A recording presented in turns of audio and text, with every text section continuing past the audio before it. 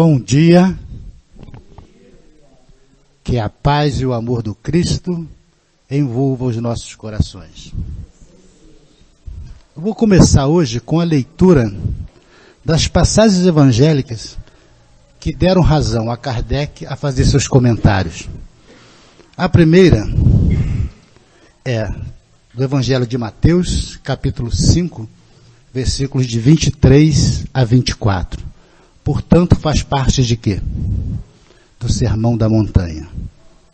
Quase todo o Evangelho segundo o Espiritismo, grande parte dele, mais de 50% do que está descrito no Evangelho segundo o Espiritismo, faz parte do Sermão da Montanha. Uma das partes mais belas do Evangelho, onde o Cristo ali nos traz todos aqueles ensinamentos fundamentais e necessários para que a gente possa atingir a plenitude com o Pai. Então eu sempre falo, são 2 capítulos, vai do 5 ao 7, né? Vale a pena ser lido, meditado e refletido, porque os ensinamentos são profundos, todos que estão escritos ou descritos ali, das palavras do Cristo. Ele começa dizendo aqui o seguinte: se, portanto, quando fordes depor vossa oferenda ao altar, vos lembrardes de que vosso irmão tem qualquer coisa contra vós, deixai a vossa dádiva junto ao altar e ide antes, reconciliar-vos com o vosso irmão. Depois, então, voltai e ofertá-la. Na segunda passagem, também de Mateus, capítulo 7, versículos 3 e 5, diz o seguinte: como é que vedes um arqueiro no olho do vosso irmão, quando não vedes uma trave em vossos olhos? Ou como é que dizes ao vosso irmão: deixai-me tirar um arqueiro de teu olho, vós que tendes no vosso uma trave? Hipócritas, tirai primeiro a trave do vosso olho, e depois então, vede como podereis tirar o arqueiro do olho do vosso irmão. Existe uma coisa que é o centro dessas 2 mensagens do Cristo. Uma coisa extremamente importante na nossa vida, que é parte fundamental de nossa vida. Para mim, na hora que vou apresentar uma oferta no altar, ter consciência de que eu devo alguma coisa a alguém, o que é necessário. E para que eu veja um cisco, né, no olho do outro, o que é necessário? De que Jesus vai falar para a gente nessas 2 mensagens? Sobre talvez a coisa mais importante de nossa vida, que é sobre a verdade. Para que eu me arrependa ou veja que eu errei, eu tenho que conhecer a verdade. E para que eu aponte um erro do meu irmão, por menor que ele seja, eu também tenho que conhecê-la. Então o cerne das 2 questões aqui é o conhecimento e a utilização da verdade. Qual é a função da verdade na nossa vida? O que ele vai nos falar sobre isso. Da importância de conhecê-la e como utilizar a verdade. Por que a verdade é tão importante? Se nós pegarmos lá no Livro dos Espíritos, a pergunta 115, que eu gosto muito e sempre falo dela, né, Pedro? O pessoal está cansado de ouvir essa pergunta. Que fala da igualdade da criação. Que todos os espíritos são criados por Deus, simples e ignorantes. Todo mundo conhece isso, né? Mas ele continua dizendo o quê? Que a cada um Deus dá uma missão. Com sentido, com o intuito de quê? De fazê-los se esclarecer e conhecer a verdade. Portanto, o objetivo de toda a nossa vida, de todas as nossas encarnações, de todo esse processo que a gente caminha, é para quê? O que significa evoluir? O que significa estar no ponto mais alto da evolução? É conhecer a verdade. Então esse é o nosso processo. Agora a verdade é uma coisa interessante, né? Pascal, lá na Revista Espírita, fala uma coisa importante sobre a verdade. Ele fala o seguinte: a verdade relativa, ela é o que é. E a verdade absoluta é aquilo que deveria ser. Meu irmão que é filósofo vai me ajudar a decifrar esse enigma para a gente. Por exemplo, se eu disser para vocês que essa parede aqui é branca, isso é uma verdade ou não? O que vocês acham?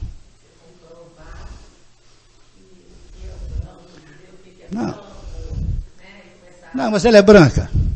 É branca. É uma verdade absoluta ou relativa a isso? Relativa. Seria uma verdade mais relativa ainda. A verdade absoluta dessa parede, vamos colocar assim, ela é branca por fora, né? Ela no meio ela é avermelhada porque ela é de tijolo, é acinzentada porque ela tem um reboco. Né? E se for esmiuçar isso lá no fundo, você vai chegar à verdade absoluta do que seja essa parede. Então, ele fala o quê? A verdade relativa é o quê? O nosso ponto de vista. Ela é branca por quê? Do ponto de vista que eu estou, de frente para ela, olhando só a parte externa dela, não tendo conhecimento completo de tudo que existe nela, e se é a minha verdade, então ela é branca. Agora, a verdade absoluta é o que ela é no seu contexto geral. E ele continua falando o seguinte sobre a verdade, que como a verdade absoluta sobe degraus até a perfeição, ela pertence a quem? A Deus. Nós, seres viajantes, vamos dizer assim, escalando, né, a linha evolutiva, não sabemos da verdade absoluta. Temos apenas a verdade relativa à verdade dos nossos pontos de vista. E isso é, hoje, dentro da humanidade, um dos maiores problemas que existe. Por quê? Todas as discussões, todas as diferenças que nós vemos, né, está baseada em quê? Na diferença das verdades. A minha verdade é diferente da sua, mas como eu sou melhor do que você, tem que prevalecer a minha. E isso é o motivo-alvo de toda a discordância que existe na humanidade. Então esse é o nosso processo. O que a gente tem que ir, Jesus fala, vagarosamente, conhecendo essa verdade, até que a gente chegue na verdade mais próxima possível da divindade. Agora, o que nós fazemos com essa verdade então, se ela é relativa? Para que ela serve? Qual a função da verdade nas nossas vidas? Ele fala do arqueiro ali, né? Vamos começar pelo... para que a gente enxerga o arqueiro no olho do outro, mas não vê a trave na nossa. Quer dizer, o cisco no olho do outro, mas não vê um pedaço de madeira no nosso. Como pode isso? Então ele vai falar que a verdade, a primeira coisa que ele nos ensina, e está lá também na passagem da mulher adúltera, né? Todo mundo conhece essa passagem, não conhece? Daquela que levaram para o Cristo, não vamos fazer porque ela é um pouquinho grande, né? Uma mulher que tinha sido pega em adultério, perguntando se deveria apedrejá-la ou não. Dá uma cilada para o Cristo. O que ele fala para eles? Aquele que não estiver, ele bota a frase no presente, é no momento, não é lá no passado, que ele nunca pecou, não. Ele bota no presente, aquele que não estiver em pecado, que tire a primeira pedra. O que ele disse ali? Ele fala sobre a verdade. Que a verdade que nós conhecemos, ou aquela que nós já adquirimos, ela serve para quê? Para que a gente corrija as nossas próprias faltas e não a do outro. A verdade ela é importante para quê? Para que eu possa me analisar, ver os meus defeitos, olhar para mim, primeiro e ver, eu estou errado aqui, ali e lá. Eu preciso me corrigir. Não é para me olhar o erro do outro. Essa é a grande importância da verdade na nossa vida. Agora, para utilizá-la dessa forma é uma coisa complexa. Por que ele fala ali? Olhe para o seu olho, olhe primeiro o seu, tire o seu primeiro e depois vê o cisco do outro. Ele vai nos fazer um convite à autoanálise. Meu amigo que é psicólogo ali sabe bem isso, eu não sei descrever bem isso. É o processo de você analisar as suas atitudes e seus atos. Mas para me fazer uma análise, algo é extremamente importante. O que eu preciso? Vamos...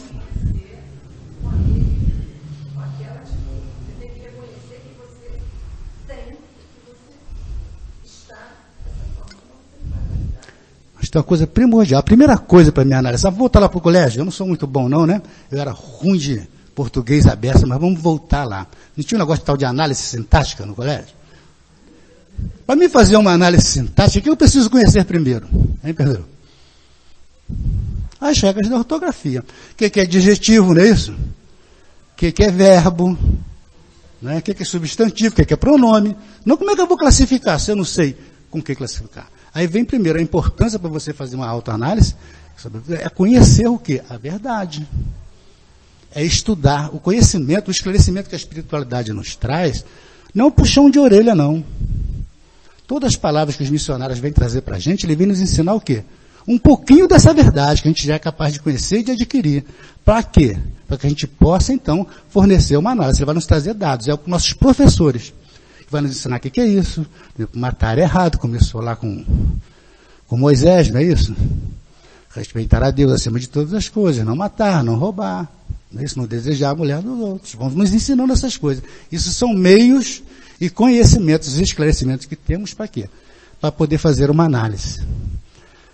A segunda coisa importante para poder analisar algo, o que é? Vamos falar de um texto. A gente começou lá com o texto, né? Eu tenho que conhecer as regras, vamos fazer eu analisar aquilo, e depois eu preciso conhecer o texto. Então, para me analisar, o que eu preciso primeiro? Conhecer e depois conhecer a mim mesmo. Me analisar de forma clara, olhar para mim, ver quem eu sou, ver e reconhecer as minhas atitudes. Para isso eu preciso o quê? Tirar as máscaras. Aquele pedaço de madeira que está obscurecendo a minha visão. E é muito difícil isso para a gente. Olhar para você como você é, eu não aguento. Porque o ser humano tem uma tendência assim, você tira uma máscara, mas você deixa aí um pouquinho dela, entendeu? Meio que guardada assim. É quase que impossível você se desmascarar, se desgrudar, isso é uma metáfora, né? Uhum. De todo, isso nas palavras funciona, mas você tirar sua máscara e mostrar a cara, né? Eu tenho um amigo não, né? Eu vi uma palestra de João Ascencio. Não sei se vocês já viram, é muito boas as palestras dele, né? João Ascencio. Ele é um neurocientista, né? Da UFRJ, né? Faz um trabalho incrível. E ele falando que um dia, ele falou assim, eu quero conhecer toda a verdade sobre mim. E ele tem um mentor dele lá, que é um mentor gente boa, falou, esquece isso, rapaz, deixa isso de lado. Ele falou, não, eu quero, preciso me conhecer. Eu quero saber toda a verdade sobre mim. Ele falou, então você que sabe. Você tem certeza disso? Tenho. Primeiro dia, ele já saiu de casa, já teve um problema. Ele viu o quanto que ele era desagradável como o porteiro da casa dele. Bem na mente dele na hora. Chegou no trabalho, ele começou a ver quantos erros ele fazia durante o dia no trabalho, quanto ele maltratava, quanto ele era indiferente a outras pessoas. Chegou no trabalho e falou, chega, não quero mais saber. Então a gente precisa se conhecer. Então esses esclarecimentos vai dar base para quê? Para você analisar os seus atos, fazer uma autoanálise, se conhecer melhor. Aí você vai saber, aqui eu sou bom, aqui eu não sou, nisso eu acerto, nisso eu erro, e aí a gente vai poder promover o quê? Com esses dados na mão. O que a doutrina nos fala que é extremamente importante, chamado reforma íntima. Sem esses dados na mão, sem você se analisar, sem você se conhecer, você jamais vai conseguir fazer isso. Agora, esse é um processo que demora, sabe quanto tempo?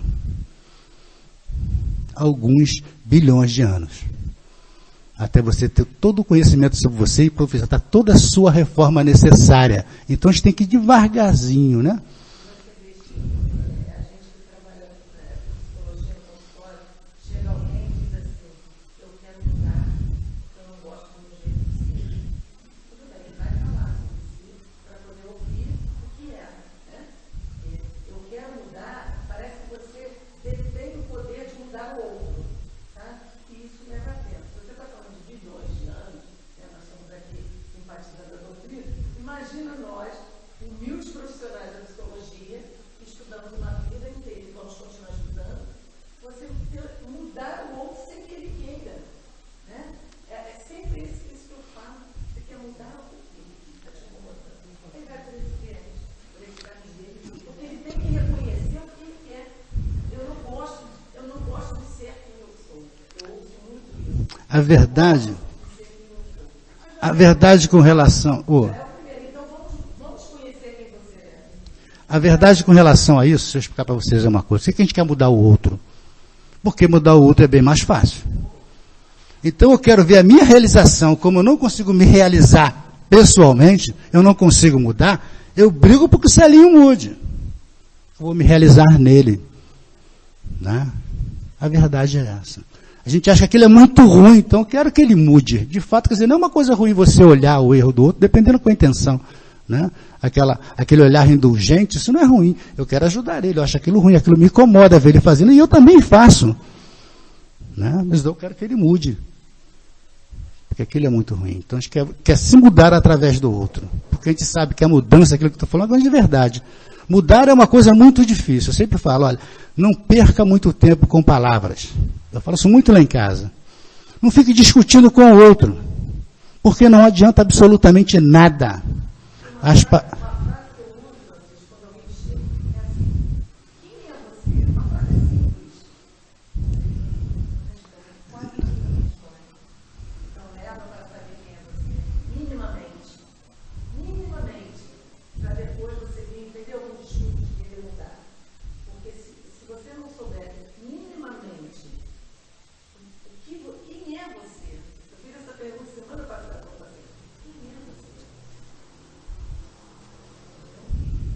Eu sei exatamente quem eu sou. Eu sou uma pessoa que eu não sei nada de mim nem de porcaria nenhuma. Entendeu?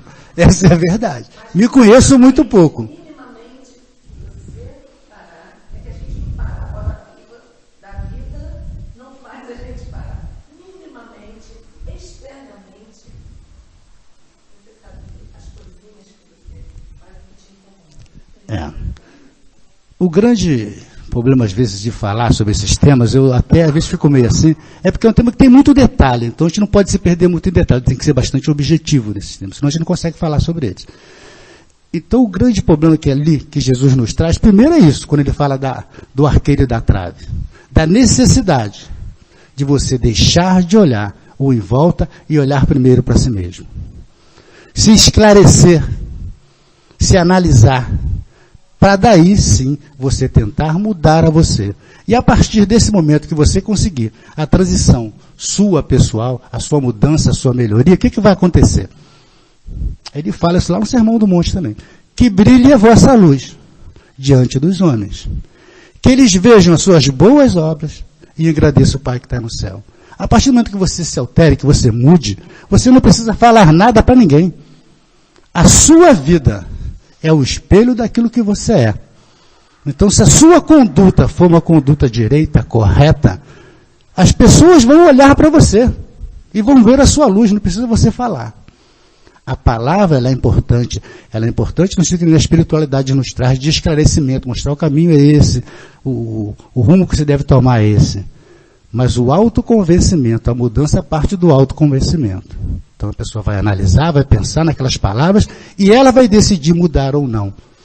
Então você deve ser o quê? Mudar a você. É para você que você olha.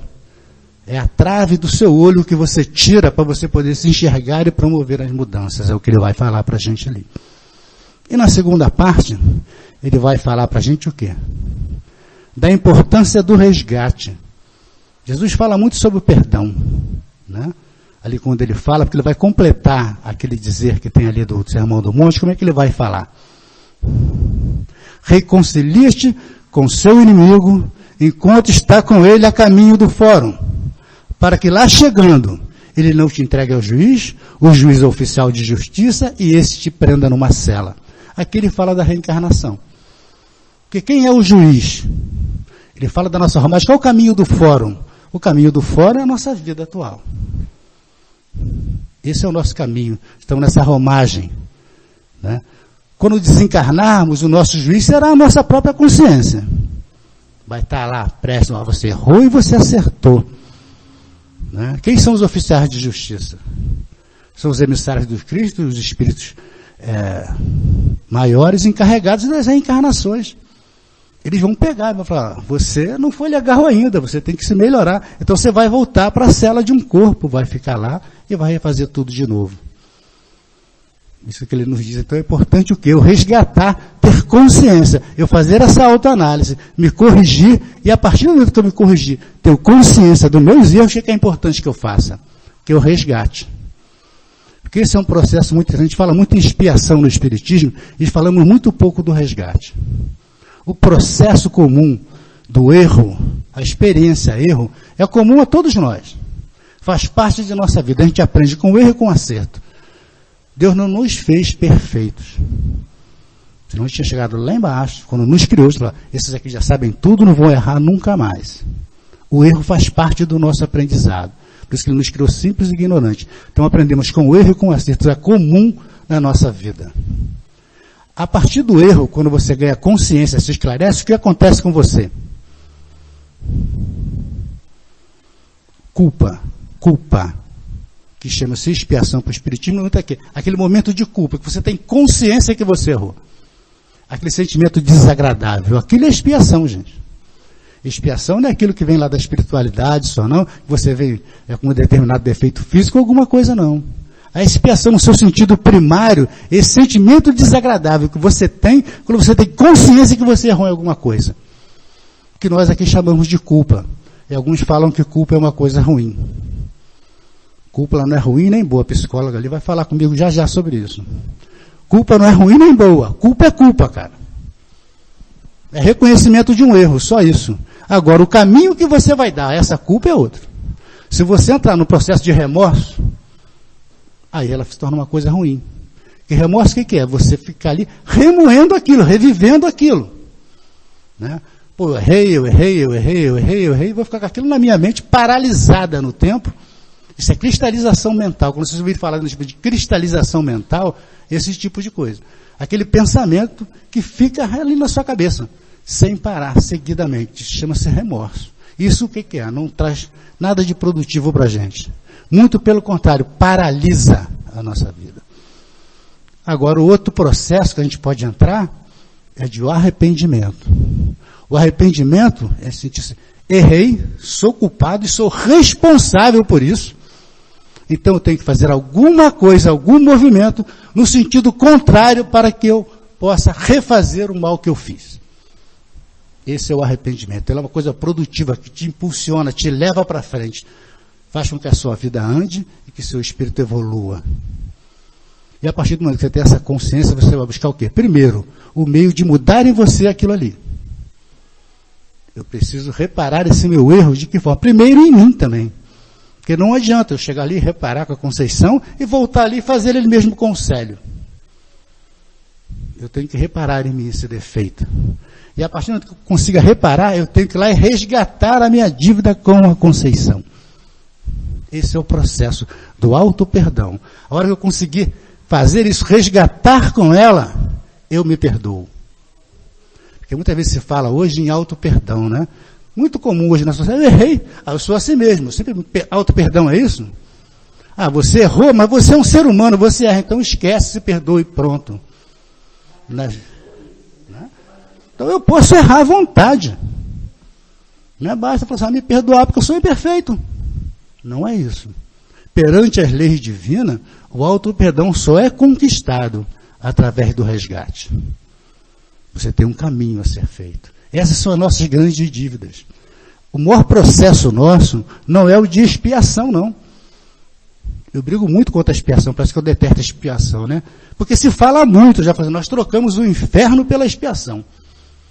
Não é isso? Tudo é expiação, tudo é umbral. Não é não. O nosso processo é um processo construtivo. A lei divina ela é uma lei construtiva. O nosso processo é de resgate.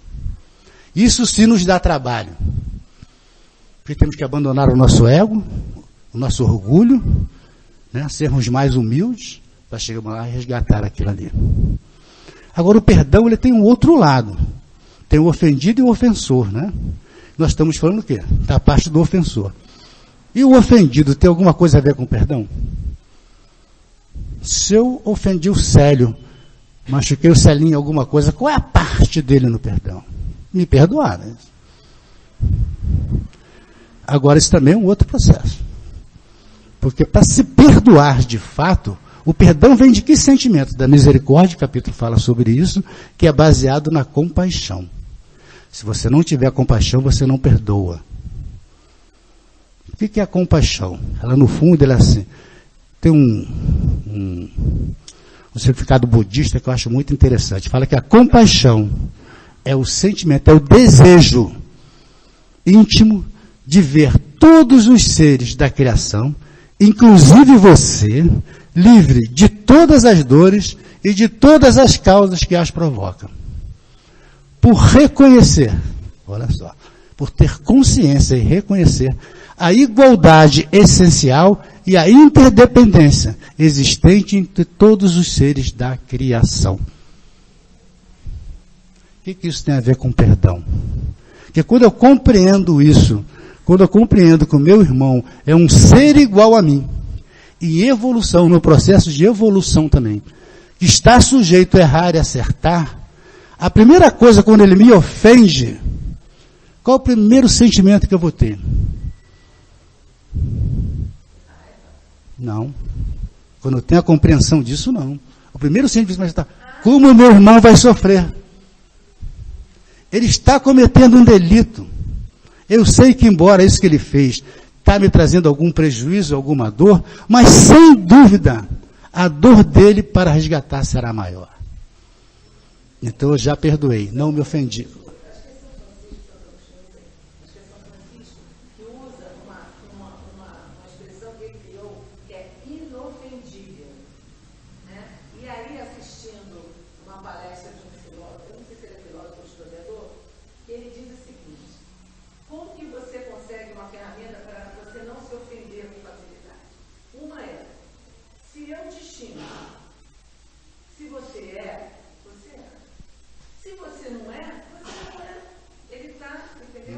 É aquele carequinha. É aquele carequinha, não sei como é que é. Um carequinha. Eu chamo de ovo de careca. Né? Ele é a careca mesmo? Eu quero dar careca, não sei o quê. Se ele é careca, ele é careca. Ué, ele vai discutir o que comigo, vai se ofender de quê?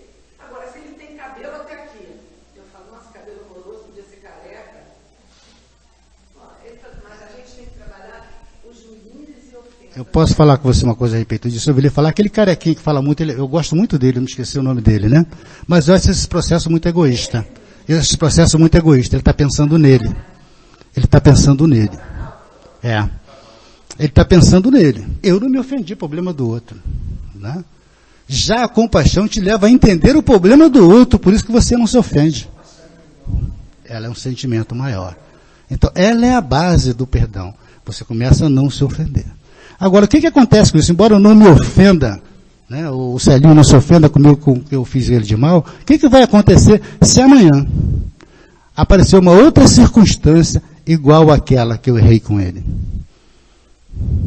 Você vai ter a mesma confiança que você tinha em mim antes ou não? Não.